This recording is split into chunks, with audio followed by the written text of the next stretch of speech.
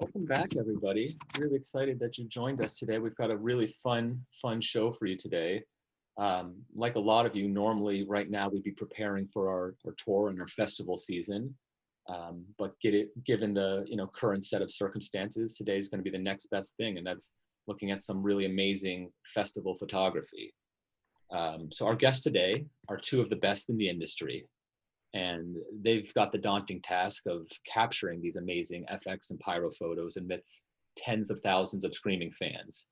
So today we'll be discussing not only the challenges, but also the emotions, the techniques, and the overall thrill of this job.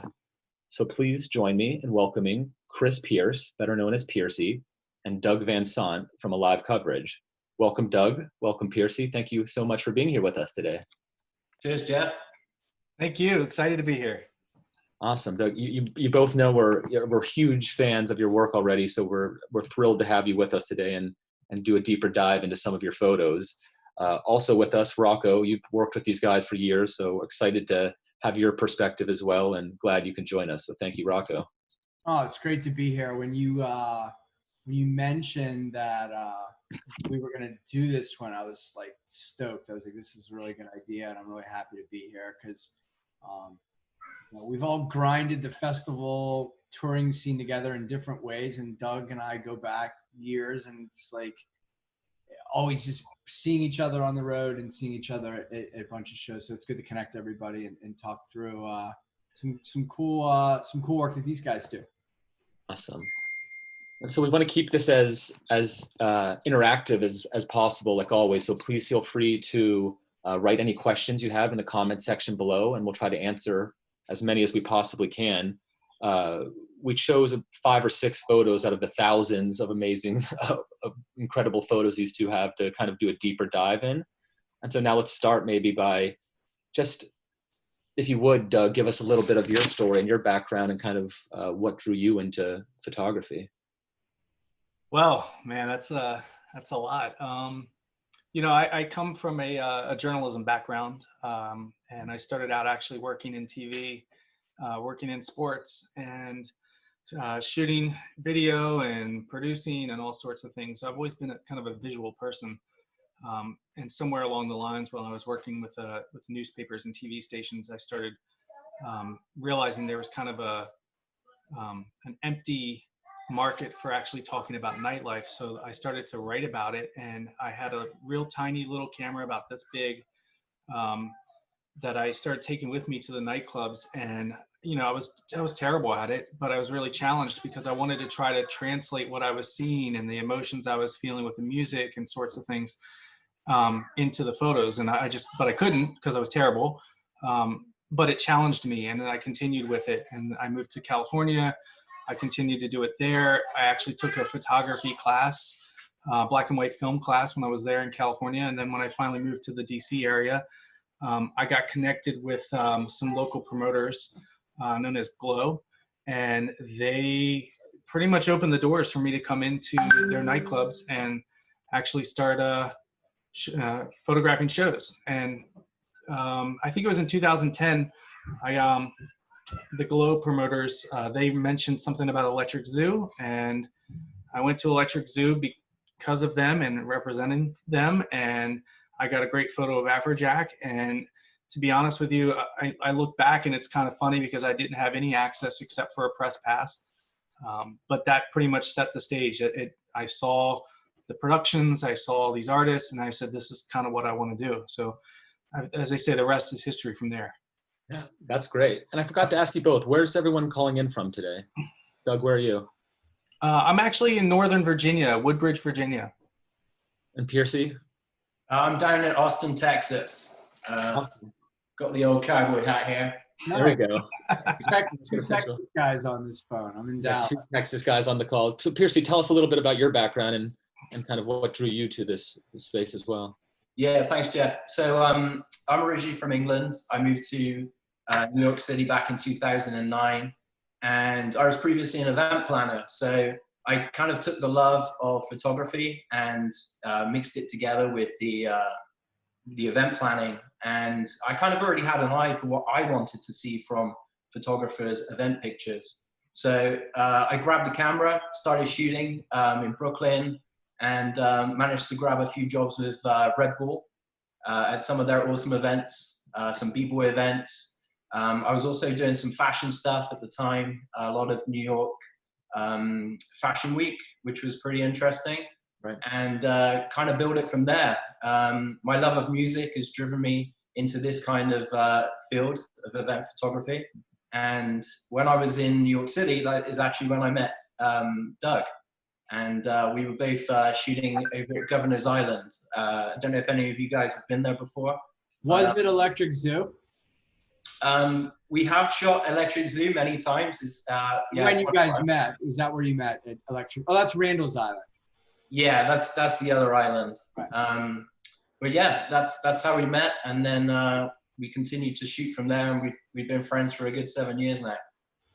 Excellent. Cool. That's great. Doug, can we maybe start with one of your favorite shots, and we'll take it from there? Yeah, sure. You know, it's funny when Piercy mentioned about us meeting, you know, as photographers, there's always a bunch of photographers around, and you meet them throughout the time, but there's some that you just, for whatever reason, you connect to them, you see them being professional in a certain way, and you find yourself in the same spot, and it's like, oh, well, what are you're seeing the same things I'm seeing. So that was with Piercy. The two of us just seemed to always be finding ourselves in the same spot, and he was just super professional, and like we just kind of hit it off right from the get-go. So it's really cool to see how we both progressed kind of over the years and into Alive as partners and so on. So it's been really neat. That's fascinating. I'm sure you've learned a lot together along the way too. Oh, I mean, I learned so much from these guys. Being in our company Alive coverage, I mean, these are the best photographers in the world. And just, you know, we just redid my website, and so did Piercy, and I was looking at his site, and I was like, wow, like I really like the way you're approaching your portfolio. So yeah, we definitely like feed off of each other, and I get inspiration from what they're doing. Absolutely. That's great. And just so all of our viewers are aware, I'm going to be sharing both Doug and Piercy's portfolios, social and websites, both in our comments and then on our own social media. So you'll have access to get in touch with them and their team. So yeah, you want to see some pictures? Let's do it. Let's jump right into the pictures, the fun stuff. Let's see what you got. Okay, so I'm going to pull up an image for you guys this is one of my, probably one of my favorite images that I've ever shot. And this image comes from Beyond Wonderland in 2014. So it's been a few years.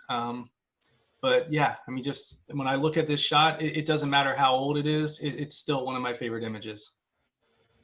And this is one of the first ones you took or one of the only ones, right, from the crowd? What was the story you were telling me? Oh yeah, so, you know, I think part of all of this thing, I was actually looking back through archives today because I'm archiving all my old work, and you know, you're looking out at these crowds, and as photographers, when we started out in the festival world, I started out shooting from a photo pit where press is allowed, and I would look into these crowds, and it's just crazy amounts of people, and they're dancing. And it's like, oh my God, I don't want to take my gear in there.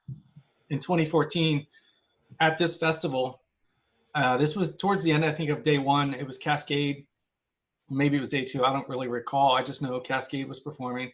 And they all run into each other. The days run into each other out there. They do. But yeah, I just, for whatever reason, I was like, you know what? I'm going to go into the middle of that crowd, and I'm going to try to photograph this incredible stage. The pyro is obviously incredible. And so I started kind of walking in. It was the first time I'd ever done that. And, you know, holding my gear really close, and I was pretty terrified. But as I got to this point, I could hear the build in the music, and you know, I saw this girl on the shoulders. I just kind of like lifted up the camera and spotted off a few shots, and well, this is one of the frames that was the one I liked the most. And I came back and was like, wow, that was quite an incredible experience, and this photo is clearly one of my favorites. So that's beautiful. Rocco, do you remember this one? This was Beyond the Bay. Yeah. Yeah, I mean, I remember there was always Beyond at the Bay, and then there was you know, Beyond SoCal, and I remember this show. I was not present at this show, but I remember you said that was Cascade's set. I remember he did a lot, you know, Cascade likes his pyro. I remember doing a lot of pyro for him that night. question for you guys is like when you do a show like this, like with an Insomniac show, for example, where, you know, I think EDC is like the extreme with the length of time that the show happens. You know, that show runs from 6 o'clock at night to 6 in the morning, and it's long hours. You know, I mean, I guess question is, have you ever counted how many? Because I've been on these shows with and seen you guys, and you guys have stuff strapped all over you, and you're constantly moving. Have you ever documented how many calories you burn or anything? How are the physical demands of this when you are at a festival setting where there's multiple stages going on for long hours, and how does that play into everything? I mean, I'll let Piercy answer this one. Well, we definitely get some good steps in. Usually by Sunday, yeah, we're pretty exhausted, especially now a lot of festivals are also not just 2-day, but 3-day, 4-day festivals, really long hours. Obviously, we try and take breaks as much as we can. But the benefit of obviously being on the team as well is we can all kind of help each other, like push through, and the energy of the music and the crowd, that kind of helps us get there as well. Yeah, it's a long slog, but getting images like the one Doug is showing, it just makes it all worth it. Yeah. And I guess the follow-up to that would be that, like, how does, when you're, you know, in this situation, you were there to work for Insomniac, with the way social media works nowadays, I'm guessing as your client, they want images as quickly as possible to be able to get out onto the socials and to get out as quickly as they can. I mean, how does that all work with, like, is there somebody sitting in a production office that you guys are just giving pictures? How does that whole process work? And how the whole, like, from that moment to where, Doug, you were standing there till the minute that got on Insomniac's Instagram page, how does that look? Like, how does that all work? For, you know, one of the things that we do at Alive is try to be cognizant of the social media program for whoever our client is. And so obviously it can definitely vary depending on the event or the client. But for the most part, we do like to have a system where we go out for about an hour or two and photograph, and then we come back. And obviously if it's something where we capture an image, Rocco, you know, from the opening ceremonies at EDC, you know, those are those moments where it's like, you know, you're going to get something insanely incredible. And so you kind of already pre-plan, like, I'm going to shoot the opening ceremony, then I'm going straight back to the office, and I'm going to edit what I got. Gotcha. But for the most part, there is kind of we almost say it's like a 2-hour window we give ourselves to go out in the field and capture things. And, you know, we're kind of all over the place. So it could be anything. And it also could just be per the request of the client. If the client wants a specific shot of maybe a sponsor or something. Gotcha. Cool. That's perfect. We do like to edit our own photos as well. So finding the time to shoot something and then running back, quickly edit it and get it out there. Yeah, it's pretty awesome. That was great. Thank you. Paul, do we have any questions we can from the audience we can ask? A couple questions I've seen so far is what is your favorite pyro shot? And I think you kind of already answered that one. All right. Well, Piercy, do you have another one? Another shot you can share with us? Let me see. I've got another example here. This is a pretty cool one from front of house of Zed, actually. The good thing about Zed is he's always got pretty good pyro. And obviously Lots of it. Yeah. He's got a lot of good pyro. So let me see if I can share this one. This is one from front of house at Shaky Beats Festival. Are you guys seeing that one? No, that would have been, was that 2018 or was that last year or the year before? It's a good question. I don't know. Yeah, the years start to run together too. Yeah, absolutely. So yeah, this is a cool shot for me. I was actually on stage, and you know, most of the time we are allotted a certain amount of time. We don't want to get in the way of the artist, and you know, we want to get in, get the shot, and get out. So for me, I could feel with the music, something big was coming, recognized one of his songs. And so just like ran as fast as I could to get in position. Half the challenge for us is working around a lot of people, jumping around, having a great time, and trying to get into a position with our gear and then try and actually get the shot. So for me, this was pretty cool. I managed to get there into a pretty good position. And yeah, this was the final result. Yeah, that's amazing. That's a beautiful one. Well, I'm just thinking now out loud. Anyway, how do you guys beer proof the cameras? How do you make sure you don't just not get dumped on, spilled on constantly? I mean, I've had a few very unfortunate incidents with flying drinks. Okay. What about you, Doug? I was going to say, I used to walk around festivals with a belt that has various lens pouches. And I would do that also at clubs and places that I shot, music venues. And one time I was at a venue and I went to get my lens and I pulled the lens out and it was dripping. And there was apparently a drink had either been poured into the pouch or something happened. So I was like, not going to do that anymore. Yeah, right. But I moved from doing that as well because I was at a festival. Piercy and I both have shot the BPM festival. And when it was still in Playa del Carmen, the first year that we shot that festival, it rained something like 8 out of the 10 days of the festival. And one of my cameras got completely soaked and ruined it for the rest of the event. And so I just moved everything to a backpack format and keep everything contained.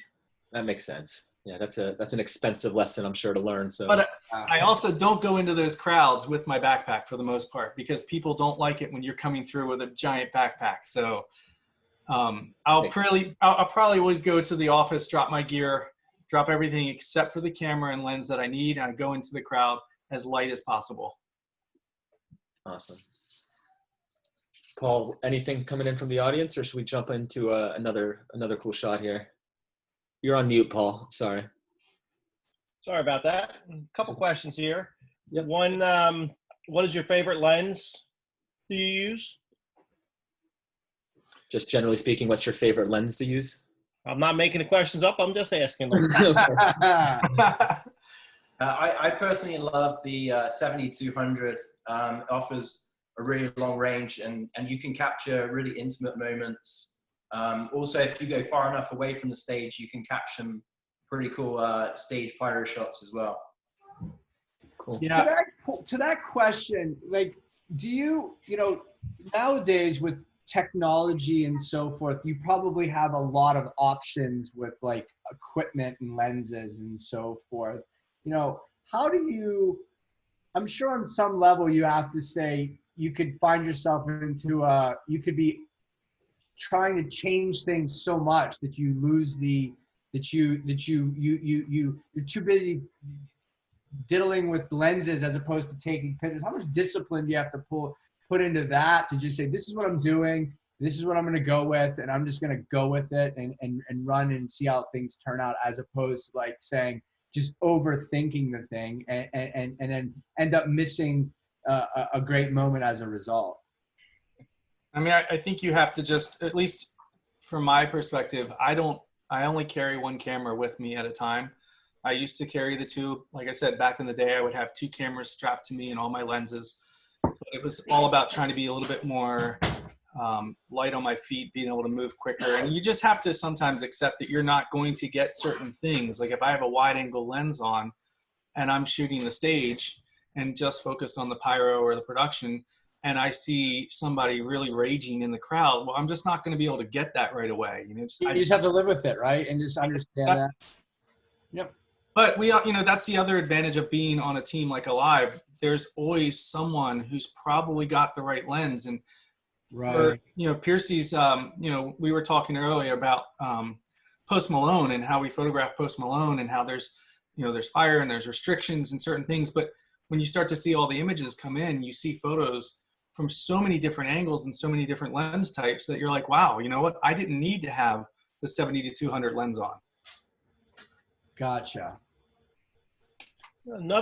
Actually, it's a conversation kind of going on here that's out of my wheelhouse, but it talks about DSLR versus mirrorless cameras. That makes Paul, sense you're to you doing folks? such a great job communicating this. Thank you. Luckily for Doug and I, we're both Nikon users, so camera body, lenses, everything's Nikon. It's definitely the best kind of camera. I know a lot of people on our team wouldn't agree with that, but for Doug and I, Nikon is definitely the best. So we actually get to like switch up lenses, and we can use each other's equipment, try out a lens. That's really cool. As far as mirrorless, I personally haven't used it just yet. I don't know about Doug. Have you jumped on the mirrorless cameras yet?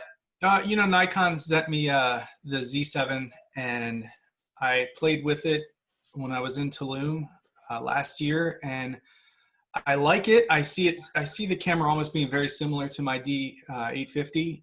The only problem I was having was that, you know, the mirrorless, it's a different lens mount, and so I have to use an adapter, and you start to lose some of the capabilities of your lenses. One of my favorite lenses is a Zeiss lens that's manual focus, but I have to rely on certain things to be able to get a really crispy shot, and those things don't work as well with the mirrorless because it's you know, a third-party lens. So I just typically don't use it. I stick with the 850 because I just see them as very similar cameras. That's great. Thank you. Paul, anything else, or can we jump into another? Let's jump on to another photo. All right, let's do it. Doug, or I think Doug, yeah, you're up next. Oh, geez, what should I share this time? All right, I have one that you guys will all like. There's choice. Let's see. Well, this one will have some significance to Pyrotecnico. So here we go. Oh, Pyro. So this is literally, you know, I mean, where else can you find a wall of pyro than at Pyrofest? So yeah, this particular photo is also near and dear to my heart because that is actually my wife in the image. Oh, sweet. Yeah. I was like, you know, this thing is going off and going crazy, and I kind of wanted to get that perspective of showing a person next to this wall and what we're kind of looking at versus sitting back and just shooting the entire show. And so I was like, honey, get out there, get, put your hands up or something. And so she did. And to me, I love this. I remember I think that was the last Pyro Fest that we did. And I'm sure I'm sure we're going to get a lot of requests to bring Pyro Fest back coming up. We already did. One of the first questions was on the thread over here. No, I remember that. That was a great week. You know, it was. I remember we brought you in, and you and your wife came, and you know, I knew we did something right that year because at one point during the show, I don't remember what day it was. You had buzzed by me and said, I've never seen anything like this. And you were just off. And I was like, that guy's seen EDC, he's seen Electric Zoo, he's seen all of this. And he was pretty appreciative of what we were doing there. But yeah, that was some of we still use for me personally, I always like to take pictures of fireworks. And that was like a hobby because I would see a lot of fireworks displays. And I think that, you know, for me, it was always because I grew up I was always fixated on the fireworks themselves. And I think the one thing when we used the Pyrofest images that we got we've used them in PLSN ads, we've used them all over the place. And, you know, the thing about this picture right here and the one we saw from Beyond is you have such the ability to bring the human element into all of this. And I think that for us, it's like, when I look at this, it's like, that's why we do fireworks right there. And it's not all that cool red shit in the background. It's your wife and just the experience that she was having. So that's just brilliant. Yeah, I mean, you're absolutely right. It's, for me as a photographer, like I told you guys, when I first started doing this, I was trying to bring the feelings I had. So I'm a huge fan of dance music. I love house music. I've always been into house music. And that was kind of what I wanted to do, is translate those feelings I have for the music and what I was seeing into the images. And I think anytime you can add a human element into these, you do start to see that. And, you know, I'll tell you a real quick story about Pyrofest. the last night of it, I was sitting back and I had set up a wide shot and was just shooting the long exposure shots. And there was a moment where I kind of like, my wife looked over at me and she was like, honey, she said, are you okay? And I had a little bit of a tear in my eye, and I was just like, I can't believe that I'm able to come do this. I just can't believe that I can sit back here and photograph these types of shows. Like, and that, it's very important to me. It's very personal to me. And so, you know, I see these shots and that's kind of what I want. I want you to have that emotion when you see them. Yeah. And it's just like, it helps. It tells what you do can help us tell that story on and on and on and on and on. And it's just, it's phenomenal. It really is. There's just a really visceral, emotional connection to your work, and you feel, you know, and that's what we're all about, is putting smiles on people's faces. It's hard not to smile when you see something like that. That's awesome. Paul, How many pictures did it take to get that one perfect shot? That particular one, probably 4 to 5. I mean, it just depends too, because in that case, there's no shortage of light, so I don't have to really work too hard to get that shot. There's other moments where, you know, we've often talked about some of the things that frustrates us as photographers, and I'll be shooting a show and there'll be something like a great streamer moment, but then all the lights on the stage go dark and you're just like, what's going on? And that's where you have to you shoot as many photos as you can and hope that there's that one where there's like a hit of light or something to kind of illuminate what you're trying to capture. But in that particular shot, no, that was like, I probably could have done that in one. I think I burst 4 shots maybe. we talked about it a little bit before, Doug, but do you want to touch on how we were talking about there's that battle between the lasers and photography, and we can maybe even jump into a good laser photo if you want, just because I found that interesting. Yeah, Piercy, do you have a good laser shot you wanted to share? Yeah, I've got a base nectar laser shot. Let me see if I can bring this up. Yeah, half the thing about lasers for us is obviously they can look really good when there is a lot of like haze in the air, and obviously all the lights are going crazy and everything. But for us, the haze can actually hide a certain element of the production, especially like the whole stage. We've seen occasions where, you know, the stage slightly disappears with all haze. So you've got to hope for like a good wind to bring it all through. Right.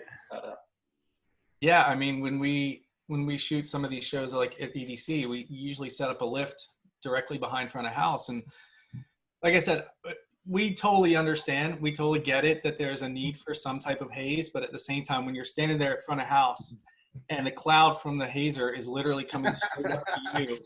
Yeah, because we always stick one out there. Everyone always puts fog and haze at front of house because you want to make sure if whatever way the wind's blowing goes with it, and that's probably brutal for you guys. I mean, it's like Murphy's Law, man. It's gonna come straight to where I'm standing, no matter what. We should hire you to like be the focal point for the fog when we need haze to go that way. Doug and I have actually been in a situation where I can see Doug 1 minute and then the next minute he's gone, although he's only a meter away from me. You know, it's funny. It just came to my mind. Electric Zoo. You know, this is how pyro guys and laser guys think. And probably you guys hate us as a result of it. Like 1 year at Zoo, it was. I mean, that show's always on Labor Day weekend, so it was warm in New York City. And they had put out these big fans with like the misters on them. Oh, I remember that. Yeah. So we were looking at each other in the pit going, well, those would work well for our foggers. So we ended up like throwing all of our foggers behind these massive turbine fans. And like, it was just throwing fog out into the audience for good laser coverage. And these guys were probably like, yeah, it's, you know, in fairness to this, this is a gorgeous image, by the way, from Piercy. Beautiful. This is, you said this was Base Nectar, right? Yeah, this was Base Nectar at Lights All Night. Yeah, I mean, we all shot a number of Base Nectar shows, and I feel like they have such a great balance of the amount of haze that they put into their shows. I mean, look at that shot. Yeah, I mean, we've been, the thing about Base Nectar is that, which is so great, is they love lasers, and it is a big part of their show. I guess the question kind of coming off of that is, when you guys have these relationships, do you do you have do you have a Base Nectar guy, or girl, the one who always goes to that show because they know the show, or do you kind of fluctuate in, or how does that work? I mean, it's great for our live coverage. Wally, he's been shooting with Base Nectar for many, many years. So not only has he been able to establish a great relationship with them, they trust us coming in to like capture the production the way they want to. And I mean, they're a great team to work with as well. So that definitely benefits us. We can have a little bit better access, and we can kind of get the shots and work with their team to get the best content. That's Cool. great. And question about lasers has popped in. I guess they're talking about actually taking shots of them. They're asking, do you have any tips with dealing with lasers at festivals? I think a lot of these things, all of these particular shots, there is trial and error in how we capture them. I'm not really sure if the question is talking about the how to capture them versus when I hear the word dealing with them. I think sometimes we have to understand lasers can fry a camera sensor. And I think that's part of what maybe the question is asking, is how do we kind of navigate that? And I think all of us have tried to pay attention to where they're actually hitting. But there's, at least for me, you just kind of, you go for it and hope for the best. Yeah. So. That's great. Paul, any other questions, or should we maybe jump into another story, another image? One more quick one. What's more difficult shooting, flames or fireworks? Good Oh question. boy. I'll let you take that one, Doug. Yeah, because you're the flame guy. I've seen your flame pictures; they're incredible. Yeah, that's tough because flames, depending on where you are on the stage and the type of flames they are, flames can be, at least to me, and I think to the rest of the folks on our team, they can be really easy, and we love them. And we have an internal competition of who can capture the best flame shot. And I think at some point you'll probably see Piercy share a shot that's just absurd. And I think, like I said, it just depends on what the type of flame you're dealing with. How big are they? How high off the deck are they coming? I've been at shows where I'm set to photograph flames, and they come about 3 feet off the deck, and you're just like, wow, that's not enough light. That's just nothing to work with. Whereas fireworks, again, it depends on the type of firework. It depends on the company. Obviously, we've talked about this. Some fireworks don't burn as long, and so that can really change up. We have to be pretty quick on how fast we change our settings. But I think flames at this point are probably a little easier because I kind of know what I need to do, and I can assess pretty quick. Have you got that flame shot from, was it a stage flame shot you got? The flames are really, really tall.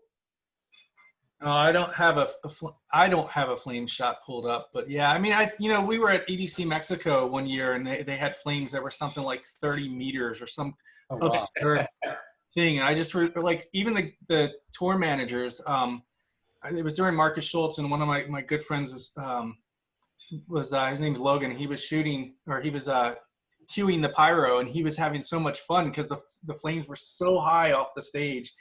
And he was just like a little kid over there hitting the button, watching these flames go crazy. And yeah, so but that's one of those instances where you're like, that's super easy to photograph.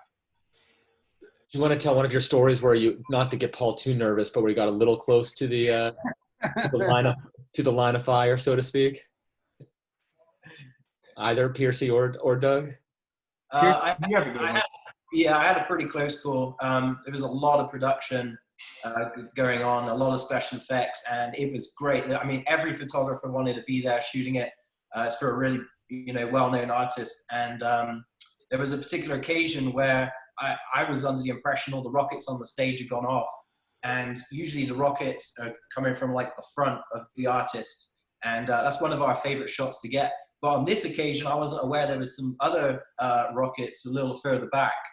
I'd noticed some safety barriers, so I'm always like extra cautious not to go anywhere, and check with the stage manager. But these rockets went off and definitely scared me a little bit. I've actually got them coming out from the front of the camera and going over the top of the towards the DJ. So that's definitely one I'm not going to forget in the anytime soon. I can imagine. I can imagine. Paul, any questions we should take? Do you want to jump into this one goes right into that question or that story. You know, how knowledgeable are you of when the effects are going to be going off? Do you have cue sheets or anything to go from, or you're just out shooting, hoping you're getting shots? You know, we tend to, like Piercy said, we all have a lot of relationships with existing artists and their teams. And so that certainly helps. You know, one of the relationships we've had for a long time was with a friend of mine, Jordan Lloyd, and he was with Tiesto's team, and I could always meet up with him and talk to him about what do you have. However, we only knew what they had. We never knew when it was happening. And he usually would give us a hint like, there's going to be a lot at the end. So it was like, okay, we know that that's coming. But a lot of times these artists are just waiting for a specific song. And so the tour managers or whoever's cueing it, like they don't know when the artist is going to play that song. They just know that this is a song that's, you know, they produced. And so we've got pyro that we're going to do during this song. So if you hear it, you know, expect something. So. Yeah, it definitely keeps us on our toes. I mean, it's great when we know what's coming because we can kind of anticipate where to be. But I have to say personally, I don't know about Doug, but some of my favorite shots I've ever captured were just in that moment, had to get somewhere, battle through the crowd, try and get to front of house, or, you know, try and get on stage. And yeah, obviously the feeling, if you capture it and manage to get it, it's pretty awesome. Yeah, it's like that first photo I shared with you guys. You know, that was something where I didn't know if there was going to be pyro. I just heard it building the music. Yeah. And it just, you know, I stopped just before and I got my camera up and ready, and it turned out to be one of my favorite shots. And I think there is something satisfying about that. Like, it's just in the moment. So I have a question. It's so obviously when you are approached to do a show, whether it's a festival show, a touring show, whatever that looks like how much does like you guys did, I forget what number it was, but Above and Beyond show at the Gorge, like how much like does that excite you that you have a venue like that to go to when you go do a show at the Gorge? I'd have to imagine Red Rocks is probably up there on the list as well. Like knowing that like the Gorge is, I mean, it's ridiculous. I mean, how much does that play into like what, even though the shows are at night and so forth, but how does like venues like that play in there where they're just, the scenery is just on another level? You know, for the Gorge, yeah, I was there for ABGT 250, and then I was also out there. 250. I was out there for the Anjuna Weekender, and yeah, I mean, these are bucket list things for us as photographers. You know, I'm sure Piercy has his own list of venues that he dreams of shooting. So, absolutely. Yeah, I'd like to on that list. I saw some of Doug's pictures, and I want to get there. I mean, so what are those venues? Like the Gorge, I would assume Red Rocks. What, I mean, there's just some venues in this country that are just, and in the world that are just gorgeous. Yeah, for me, it was the Gorge. I haven't shot Red Rocks yet, but that's certainly one that I would love to eventually shoot. Madison Square Garden was one that, fortunately, Piercy and I both checked off, I think, at the same time when we were there with Armin van Buren's ASOT 600. You know, Madison Square Garden is one of those places that when you walk into it, you kind of, it's weird nowadays because like the way the markets are, it's like you go to these, like I live in Dallas, American Airlines Arena has 20,000 people you can fit in there. And when you go into Madison Square Garden, it is not that big. But it's one of those places that when you walk into it, you kind of know where you are. And there's a level to it that just like, It's Yeah. like there's just something about that place. As soon as you hit the floor, you're like, oh man, this is Madison Square Garden. This is a big fucking deal. It's the history that comes from everything that's been there, the shows, the sports, everything. I mean, another one for me was when we shot Mysteryland USA up at the old Woodstock grounds. Yep. And it's not only is it gorgeous, it's just such a beautiful landscape, but it's also the history. Like, wow, trying to imagine what actually went on down there. Right. Very cool. Yeah, some of those drone shots you had, Doug, from the gorge are just, yeah, really, really amazing. So, all right, let's, Paul, any questions? Quick one here, the last one for a couple minutes, I guess, is you've talked about different places that you've shot from, front of house, in the crowd, on stage. Where's your favorite place to be shooting photos from? Wow, that's a great question. For me, I love being in the crowd. I just love the energy that you get from being in there and just looking at the stage. I mean, for me, that's definitely the best. You don't know if the confetti is going to come, streamers, fireworks off the top, or massive flames like Doug was saying about. But yeah, just being part of the crowd for that particular moment and seeing what the crowd is seeing, that's awesome for me. Yeah, I'm with Piercy on this one. That 2014 image where I popped in, I remember once I got into the middle of the crowd and I stayed there for the rest of the set. There was obviously, Cascade has a lot of, songs that are dance music anthems, and everybody knows them and they sing them, and the crowd singing it and dancing. And I just, at some point, I remember stopping and being like, okay, I get it now. This is where I want to be, just to feel that energy is insane. Awesome. That's great. Yeah, let's jump into another. Doug, do you have another image we can share? Sure. I mean, speaking of, crowd shots, I'll share one from in the crowd at this past year's Life is Beautiful. This was also during Zed. And this is one of the streamer moments. So awesome. And yeah, this is one of those things where as a festival photographer, you have to make choices of, like, what are you going to shoot? What are you going to cover? And I think this was during Post Malone's set. And, to have Zed and Post Malone at the same time, it's kind of that eternal question, like, oh my God, what do I do? Like, these are both incredible artists. We know they're going to have incredible production.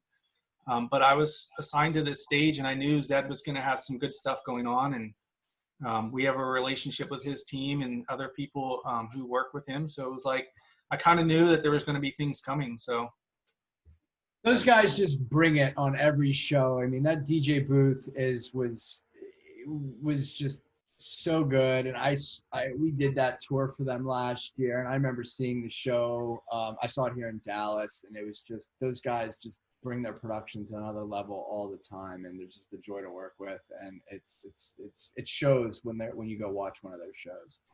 Yeah. I was at that one, Doug, in Vegas. That was a really fun, amazing one to be a part of. That's a beautiful picture. Yeah, thank you, man. That was one of those moments where, like I said, I knew Post Malone was going to have some incredible fire, but I knew what I wanted to capture, and I knew I wanted to kind of get in the middle of that crowd towards the end of the set. And I think this was within the last 15 minutes of his set. And he also had confetti at the very end. And, there's just the energy was great. Everybody had their hands up. I mean, look at that's like Piercy said, that's kind of what we live for when we go into these crowds and photograph. That one's awesome. Paul, any questions before we might jump into one or two more pictures here? Yeah, a quick question that we have that just came up regarding shooting from, dead center of the crowd and or traversing through the festival grounds. Do you guys have assistance, security, or are you guys just lone wolves out there doing the best you can? Pretty much lone wolves for the most part. We've actually been to some countries where we've had some security. And unfortunately, when you're in a big crowd situation like that, you just got to be very, very diligent. You got to keep an eye on your gear. I actually go into the crowd with my bag so I can access my lenses. And sometimes, I mean, Doug has this massive mast, which, how tall is it, Doug? You can take that into the crowd. It's a 20-foot, basically a 20-foot monopod for the most part. Oh, you like hold it up and go, or put it on the ground and like put it up? Yeah, it sits on the ground and it goes up, telescopic mast, and the camera's on top, and I control it through a Wi-Fi connection to my phone. Oh, wow. We always know where Doug is because you can clearly see this just. Is that the thing that creates like those 360 images where you have no? I've always looked at it and say, how did they like? How does this even happen? Is it that does that? No, I mean we use those, but no, that's primarily a lens and also a stitching software that we use. Gotcha. But no, we, like I said, we do use the mast for 360 images, but I've found that trying to take that mast into a crowd, especially if you're at a festival where there is no photo pit, I would say Godspeed to anybody who does that, because it's pretty challenging. So I try to avoid it unless I know that I can get in there without disrupting people too much. Otherwise, I just go in with a monopod. No, I mean, it's like I said, I've been to a ton of music festivals that we've been on the same sites for, and I will say that, it is, you guys are what the amount of, I just am and look at it and respect the amount of endurance that you have, you guys are always moving really fast, but always quick, in and out, and like, the amount of endurance that you have to have, and the amount of focus is pretty astonishing, considering that there's in like an environment like EDC where there's 150,000 people and 7 stages that are 200 feet wide and 100 foot tall, and fireworks displays that are going across the whole length of the speedway. It is sensory overload, and for you guys to be able to say razor focus to capture all of this is pretty sensational. It is. It's amazing. I was saying that to Doug too, and I noticed that at that Life is Beautiful, just how focused and how professional the team is a testament to you guys and your team. It's really incredible. Yeah, I mean, I think it also, like I said, it helps to have other people on the team who are just super talented and inspiring. And you can, I've learned so much from just seeing how these guys work. I watch Piercy go into some of these, sponsor installations, and I've watched him just like start picking off shots, and he comes out with these just insanely, almost look like professional product shots in a studio. And I'm just like, oh my gosh. And we have a guy on our team, Mark Vanderaw, and Mark just, I mean, it's literally like you'll be on stage, you'll see Mark come up, he'll get a shot, and then next thing you know, he's in the crowd, and the guy is everywhere. I don't even know how he does it. I mean, it's insane. No, it is. And you can see it in the picture. So do you guys want to talk at all about any of the sports or the weddings or corporate stuff, Doug, that we've talked about before we jump into one or two more pictures? Sure. Piercy, you're our corporate photography dude. Yeah. How do you have to change your mindset when you go from an environment like EDC to the ballroom at the Houston Anatole or the Hilton Anatole in Dallas, Texas? How does that mind shape? How do you have to recalibrate yourself to going into that type of environment? It's definitely a good question. I think as a photographer, the best thing about that is it keeps everything very diverse for us. I mean, obviously after a long weekend where our bodies and minds are exhausted, but then going from a music into a corporate event, it's challenging, but it makes it kind of fun, and you have to get creative in a different way. We also take the team premise that we have at music festivals and bring that into large corporate 50,000, 100,000 person events as well. So yeah, I mean, it's a lot of fun, but yeah, definitely a challenge. And I think Piercy makes a good point with bringing the team aspect into it. We started getting into doing sports events, and I think one of the perspectives is trying to come into the sports event and photograph it in a way that you don't typically see a sports event photographed.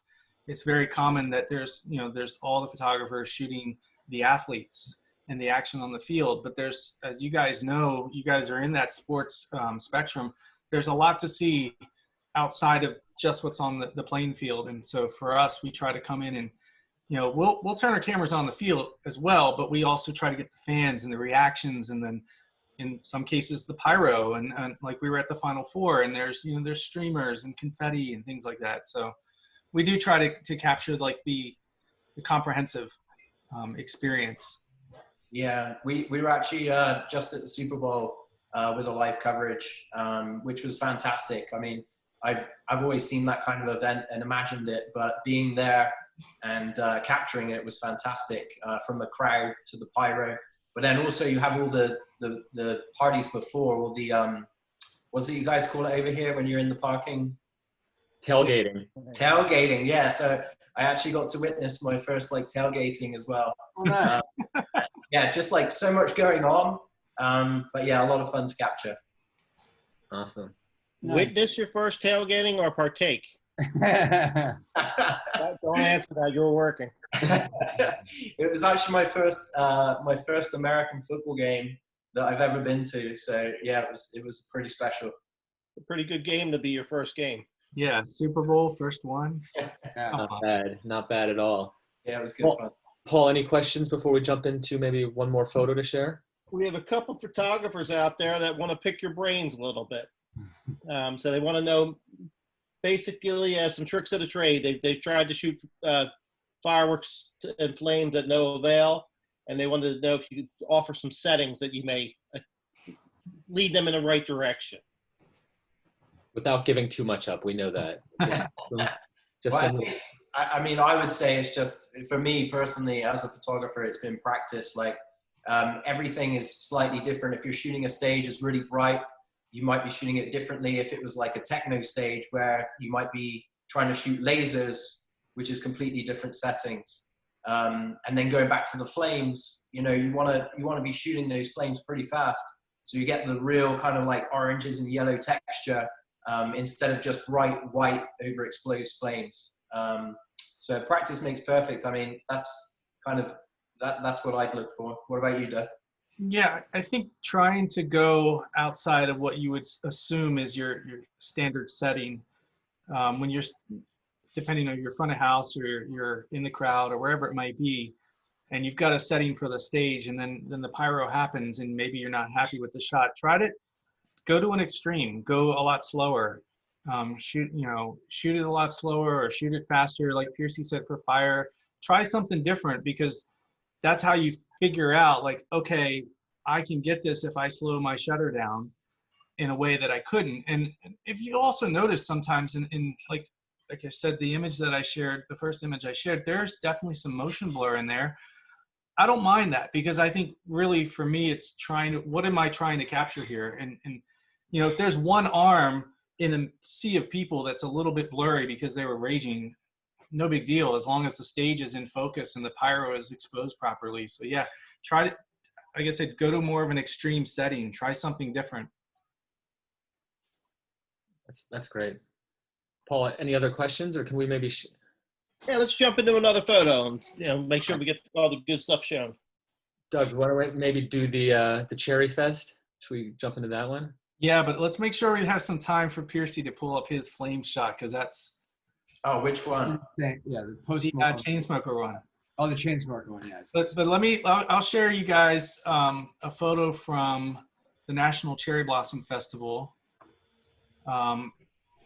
This was this past year, not this year, excuse me, last year, 2019. And this was at an event called Pedalpalooza at the Wharf in Washington, D.C. And as you can see, there's a lot of people, and there's a gorgeous fireworks show produced by Pyrotecnico. So question for you, like, where were you when you took that? What is that, a building? Yeah, there's a restaurant that has basically an outdoor deck. So do you have like really, really good negotiating skills to be able to negotiate your way into the restaurant to say, you guys must be able to negotiate really well to get into places that allow people to go to places so you can get the best image? Well, I think in this particular sense, I was shooting for the National Cherry Blossom Festival. And so we were able to go with a couple of people on the staff to Gotcha. the restaurant and say, hey, we're with the festival. The only thing that you have to deal with is the way this particular restaurant is built, it's kind of like a point outside on their roof deck, and that's where I wanted to be, was on that point, but there's people there. Oh yeah. So I just had to like somehow, smile. But they moved, people moved, and I just said, look, I just need to just get in this one little corner here. I'll set the camera, and then I will even move. I was triggering the camera, so I wasn't even actually like touching the thing. So I just had it set up on a tripod, and I could even let people kind of come around me and trigger the shots. So I love that one. An awesome Very shot. cool. but this is also one of those cool moments where it's coming. You know exactly what's coming. Right. And I was able to set up and do some long exposures and capture this in a different way than as if we're in the crowd and we don't have the ability to necessarily know what type of pyro we're getting. We don't know when it's coming or what colors there are. And so this was one of those moments where it's really nice to kind of I knew what to expect and I knew how to actually capture this. Very cool. And you could tell that we controlled the wind perfectly on that for you. It's funny too, because the year before I was photographing that very show for you guys and it was freezing. It was so cold and we had been on the bridge and we didn't really know where the barge was going to be able to, like how far into the wharf the barge would be able to come. And I remember having the discussions prior. I was like, oh, we're going to try to push it as close up into the wharf area as we can. But I didn't really know. So I was set up on a bridge. And as I'm sitting on the bridge, my wife was in a hotel that we had a room with a balcony. And I said, honey, if that barge gets in front of you, let me know. Because I'm running back to the room. And sure enough, the barge kept coming. And it came right up, and she's like, it's in front of me now. And so I just like packed up my gear and ran. And it was like 40 degrees, 35 degrees. I don't know, it was freezing. And yeah, went straight to the balcony and shot the show for you guys that year. Nice. Paul, any more questions, or can we jump into one last picture before we're going to wrap it up? I think we're getting close to our time. I don't see any. I think we're good. Okay. I have two questions to end with, Jeff, but we can show the picture next. Okay, go ahead. Who wants?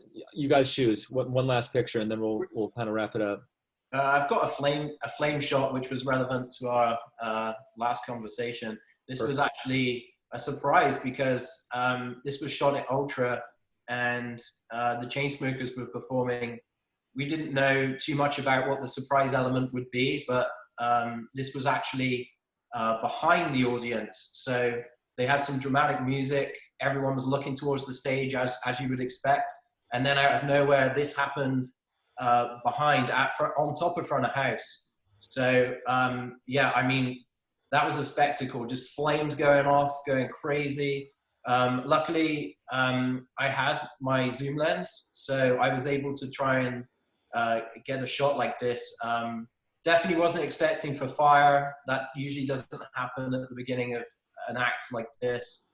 And then also to try and focus on Matt McGuire there was pretty tricky because I was trying to shoot through the flames. And then, yeah, I was just able to get this and get those like nice textures in the flames. Incredible. The details in it are just spot on. Matt's drum solo is always such a insane part of their shows, and it's so awesome. Yeah, pretty epic. I just love the fact that his drumsticks are also on fire there as well. Really cool. Really cool. All right, guys. Well, let's I think wrap it up for today. Thank you everyone for the great I question. have two questions. Yeah, go ahead, Rocco. Question one: do you ever get the urge to shoot with film?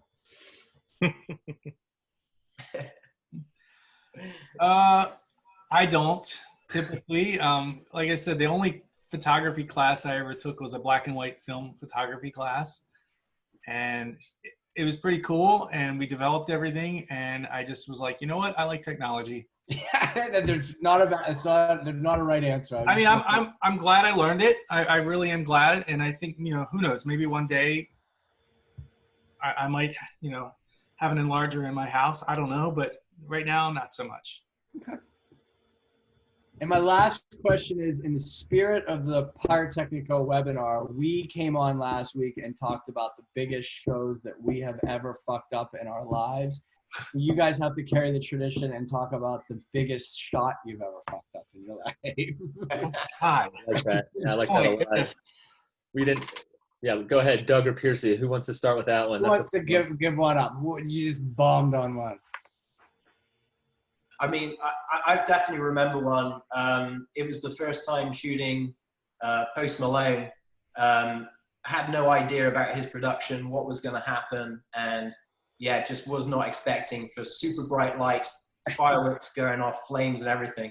So I was pretty shocked at that one, and that one will definitely stick in my mind. The only silver lining is I've now actually got my favorite photo, which is of Post Malone, and managed to shoot it correctly. So Let's see it. Yeah, share it. You can share that, and as Doug talked about his, maybe you can share that one. Yeah, that picture's amazing. You got to share it, Piercy. You got to find out. It's another flame shot. I mean, this was at Life is Beautiful from last year? Yeah, can you see that one? Yeah. Yeah. It's so good. Yeah, just the expression in his face. And I think I had the same expression, actually, because I was just like, what the hell is going on? This is I mean, there's fire in front of him and behind him. This is ridiculous. Yeah, I was concerned for his safety, actually. On the left side, it looks, but obviously there's a good, good space between him and the back and the front. So real quick, before we end, like when you do this, like, do you not see this for like a couple hours later until you actually get a breath to review what you've done? When did you know you crushed it on that one? Like instantly, or did you like say like an hour later when the show was over, whenever that was, like, oh my God, this is incredible? With that particular image, it was the last picture I took of the festival. Oh, so cool. So I ran back and edited it real quick. Needed to just put that into into the circulation there and get it out for the festival. So that was pretty awesome. But yeah, that usually doesn't happen. You've got to go through quite a lot of images. Right. Very cool. Imagine. All right, guys. Well, no, thank you both so much, Doug and thank you, Piercy, just for taking the time to talk to us. This was really, really enjoyable. We'd love to have you back on sometime to share some more of your incredible work. So thank you both for taking the time to be here with us. Thank you guys. No, we really enjoyed it. A lot of fun. Yeah, hopefully the next time we see each other, we're with each other at a show. Yeah, that's what I was going to say. Hopefully we'll be seeing you guys on the road here sooner rather than later. And I'm sure that will be the case. Yeah, we'll really look forward to that. It'd be great to see you guys. Awesome. Well, thank you to everyone else who participated in the conversation. Please join us next week as we'll be hosting Julie Heckman, the Executive Director of the APA. She'll be hosting a roundtable conversation with several of the leaders in the fireworks industry. So we hope you'll all join us then. Stay tuned for details throughout the week and stay safe, everyone. We hope to see you all next time. Thank you. Thanks.